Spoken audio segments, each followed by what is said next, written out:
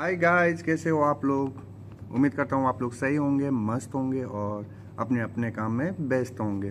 तो दोस्तों, फिर से आप लोग को इस नए वीडियो में वेलकम। ठीक है ना।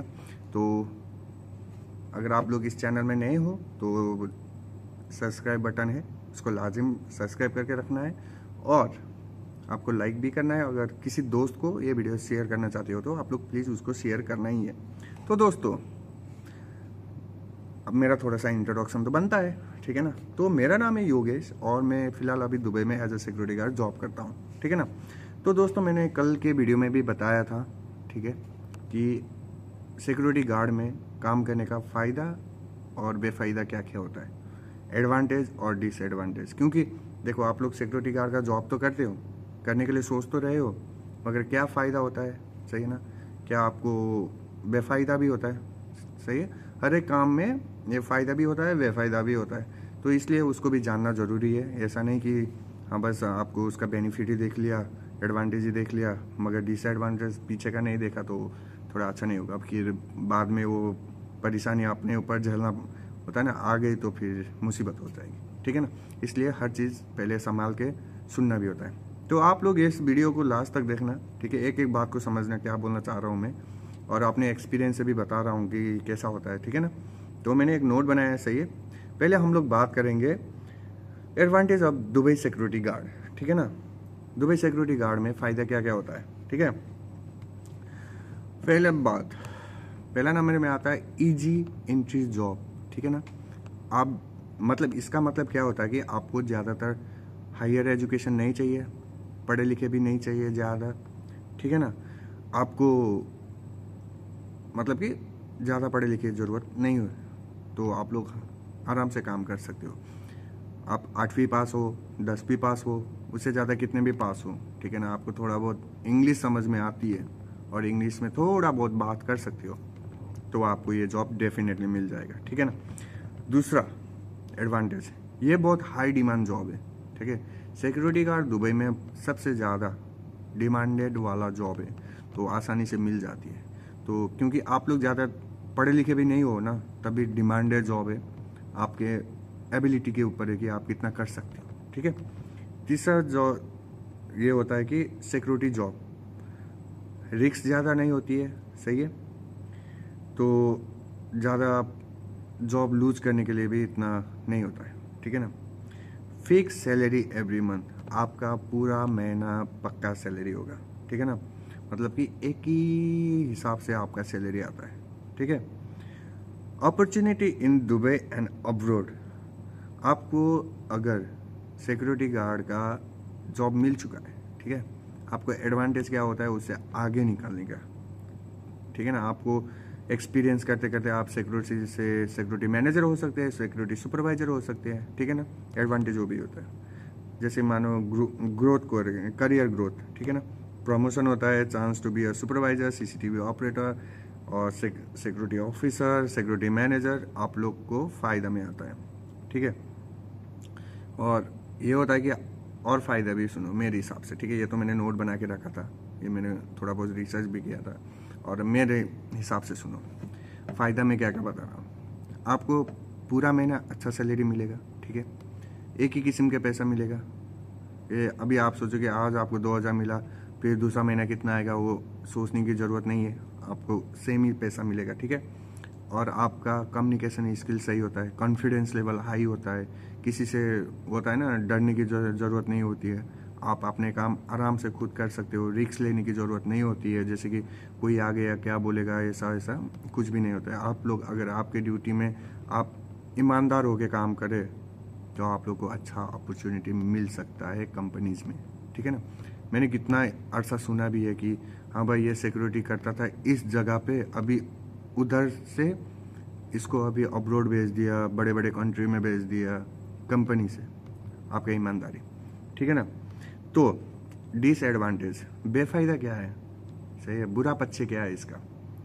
आपको 12 घंटे, पहली बात तो यही आता है, सही है, 12 घंटे कभी स्टैंडिंग ड्यूटी करना पड़ता है, ठीक है, कभी सिटिंग ड्यूटी होता है, किसी का शिफ्टिंग भी होता है, कभी 4 घंटे खड़े रहना, 4 घंटे बैठना, 4 घंटे ऐसा। डे नाइट आपको काम करना होता है, ठीक है। नाइट में 12 घंटा, मतलब सोने के टाइम में 12 घंटा काम करने लगे तो सोचो आप कितना मुश्किल होता है, ठीक है। फिजिकल डिमांडिंग, आपका फिजिकल अच्छा होना चाहिए, ठीक है ना। आपको 12 घंटे खड़ा भी रहना पड़ेगा। पेट्रोलिंग मतलब कि आपको पूरा चक्कर भी लगाना पड़ेगा। किसी का छोटा ऑफिस होता है, छोटा में, किसी का बड़ा होता है जैसे एयरपोर्ट में, ऐसे राउंड मारने के लिए आपका होना पड़ता है, ठीक है। ये आपका फिजिकल। लिमिटेड सोशल लाइफ, आप लोग सुबह ड्यूटी आते हो, 12 घंटे करते हो, रूम में जाते हो, अंधेरा होता है, किधर जाओगे? सोशल लाइफ तो होगा ही नहीं। आप किसी से ना मिल पाते हो, हाँ मिल पाते हो काम के दौरान, सही है। उसके बाद बाहर घूमना फिरना तो बहुत मुश्किल आता है। आपका ये है कि लो से स्टार्टिंग सैलरी, ये बात बता देता हूँ। सिक्योरिटी गार्ड में सैलरी कभी भी इंक्रीज नहीं होता है, ठीक है। आपको जितना कॉन्ट्रैक्ट में बोला जाता है 2 साल तक उतना ही पैसा मिलता है। अभी कंपनी ने चेंज कर लिया, सैलरी सिस्टम बढ़ा दिया तो अलग ही बात है, ठीक है ना। मगर जो आपका कंपनी होता है उसी में वेदर कंडीशन में भी काम। वेदर कंडीशन मतलब कि अभी देखो दुबई में मैक्सिमम टेम्परेचर होता है 52, 53, 54, ठीक है। उस धूप में भी आपने अगर मेरा शॉर्ट में देखो, उस धूप में भी मैंने काम किया है। आपको 12 घंटे भी करना पड़ता है, कभी 6 घंटा भी करना पड़ता है, कभी 2 घंटे, ऐसा शिफ्ट भी होता है। धूप, बारिश, ठंडी, इसमें आपको काम करना ही। आप नहीं बोल सकते कि बाहर गर्मी है मैं नहीं काम कर सकता। मगर दुबई में एक रूल्स भी ये है कि आपको बहुत टेम्परेचर हाई होती है ना, उस टाइम में आपको एक लिमिटेड टाइम देता है कि इस दौरान बाहर काम करने के लिए मना है, सही है। इसका वो एडवांटेज भी है, सही है। तो बारिश में भी काम करना पड़ेगा, जाहिर सी बात है, ठीक है। आउटसाइड मैंने बोला, जैसे कि कंस्ट्रक्शन साइड हो गया, उसमें बाहर हो तो बाहर ही बैठना पड़ेगा। ऑफिस साइड हो तो ऑफिस में जाके बैठना पड़ेगा, ठीक है। मेंटल स्ट्रेस, सही है। आपका दिमाग की संतुलन थोड़ा खराब हो जाएगी कभी कभी चीज़ें भूलने लगते हो, सही है। तो कभी कभी आपको बीमार भी लग सकते हैं। जैसे कितनों को नाइट ड्यूटी में, नाइट करने 12 घंटे नाइट में बैठने की आदत नहीं होती है, वो होता है, ठीक है। जैसे अभी कोई अभी नाइट 1 साल तक नाइट किया, उसको इमीडिएटली डे में शिफ्ट कर दिया तो उसको भी बीमार लग सकती है, वो डिसएडवांटेज। और होता है कि आपको ज़्यादातर बेफायदा में क्या होता है कि आप 30 ही दिन ड्यूटी करना पड़ता है, सही है। अगर आपका लोकेशन अच्छा मिल गया तो आपको छुट्टी भी मिलेगा, ठीक है।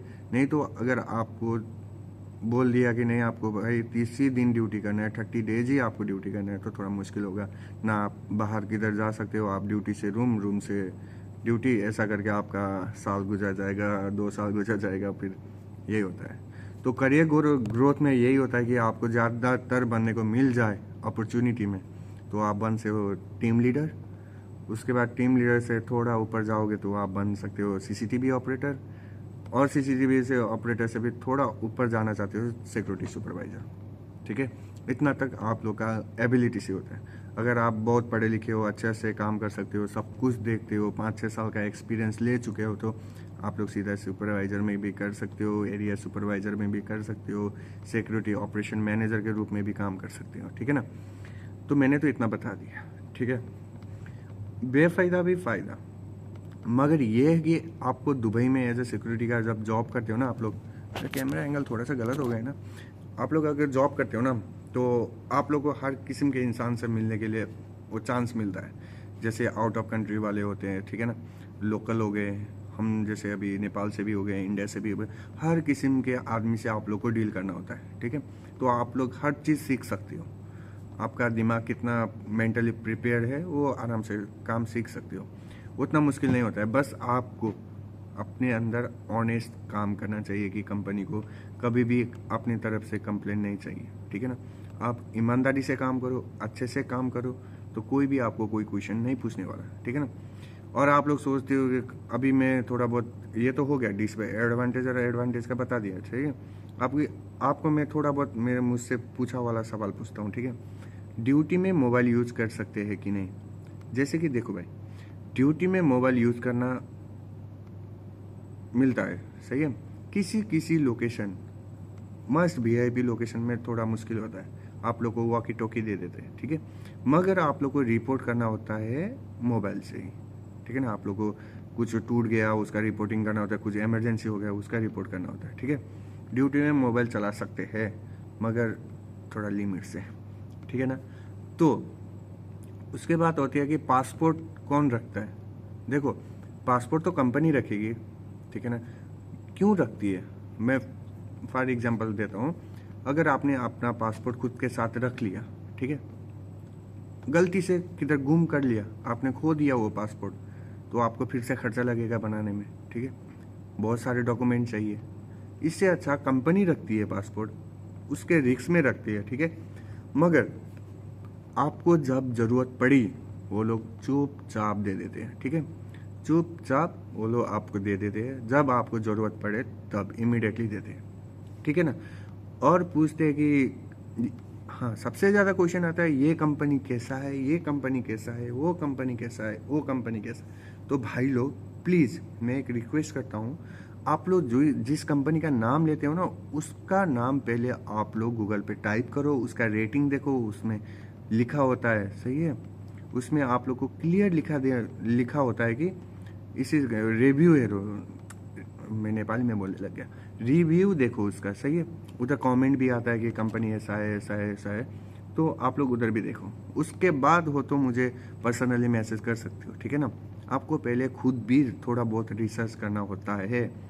जितना मेरे कंपनी के बारे में मुझे पता है, मैं दूसरा कंपनी को नहीं देखता, उस वो लोग अकोमोडेशन में मैं नहीं गया, मुझे खुद का पता होता है, ठीक है। और मैं जितना काम किया, जैसे काम होता है उसका मुझे पता होता है, ठीक है ना। तो एज के बारे में पूछते हैं भाई, आप लोग अगर 20 से ऊपर हो आराम से अप्लाई करो, हो जाता है, ठीक है। और बोलते हैं इंग्लिश बोलने में दिक्कत होती है, ये तो भाई बस तुम्हें थोड़ा बहुत बोलना आना पड़ता है, ठीक है। आप लोग बोलते हो ना ईपीटी टेस्ट कैसा होता है, जैसे अभी ईपीटी टेस्ट का भी थोड़ा बहुत बता देता हूँ। आप लोग को ऐसे लिखना होता है, थोड़ा बहुत आप लोग को मॉडल क्वेश्चन होता है, ठीक है, सिंपल ग्रामर। वो लोग बस आप फेल भी हो जाए वो लोग आपको 100% देते हैं, ठीक है ना। क्योंकि आप लोग को बस वो लोग टेस्ट दे रहे हैं, मगर ये नहीं कि पूरा क्वेश्चन ही गलत लिख दो और पास ना हो, ऐसा नहीं होता।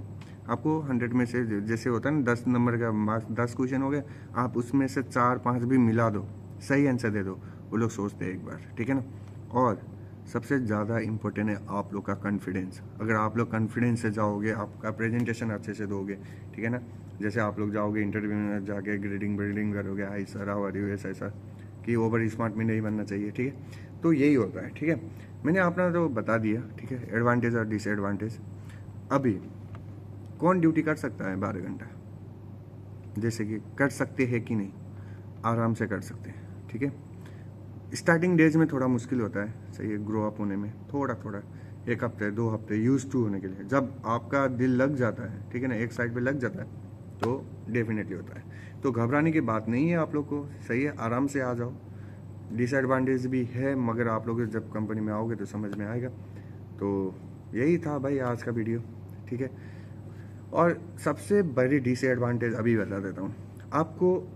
12 घंटे काम करके रूम में जाओगे, रूम में जाके खाना बनाओगे, खाना बना के खुद लॉन्ड्री धोते हो, खुद लॉन्ड्री धोने के बाद आयरन करते हो। भाई इसमें बहुत किसी कंपनी में ये चलता है, ठीक है।